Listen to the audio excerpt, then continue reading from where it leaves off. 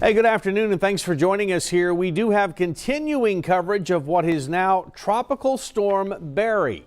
Maclovio Perez is keeping an eye on it, and he joins us live from our community set over at La Palmera Mall with the latest. Mac?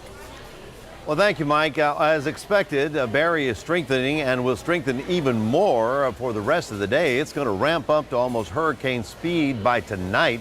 As you can see, the storm center is now beginning to touch the outer bayous, the low-lying areas of Louisiana. And as it moves onshore, it's going to strengthen up to a Category 1 when it hits land, probably sometime tomorrow afternoon. So by now, everybody should be pulling out of the low-lying areas of the Louisiana Delta area because of the storm surge, the tremendous rainfall that's going to occur, probably 15 inches of rain. And then, of course, we have the Mississippi that's also in flood stage as well. This is all going to happen Friday and into Saturday. By Sunday, it's gone from Louisiana. And we'll talk about how your weekend will be affected by that as well. A little bit later on, we'll have more details. Mike, back to you. All right, as Mac mentioned, heavy rain is already hitting parts of the Gulf Coast. New Orleans has been hit especially hard. Gary Sanders has the story from there. With a severe storm barreling towards land this morning, millions of people along the Gulf Coast are bracing for impact. That storm is expected to strengthen into the season's first hurricane, and it could potentially make landfall by this weekend. Already there's flash flooding and tornado warnings in the New Orleans area. Whoa, what the heck, bro?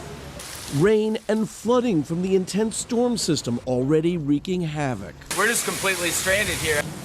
In New Orleans, the first bands of rain landing a blow Wednesday. Cars stalled on city streets. Louisiana's governor declared a state of emergency. Texas preparing today for a second day of relentless rain. Begin preparing to know exactly where it is that you will be going to in the event that you have to evacuate. And in Florida, shelters now being readied. Officials urging residents in the Panhandle to be ready for the largest storm since Hurricane Michael, which caused billions in damage last year. Residents taking advantage of the calm before the storm.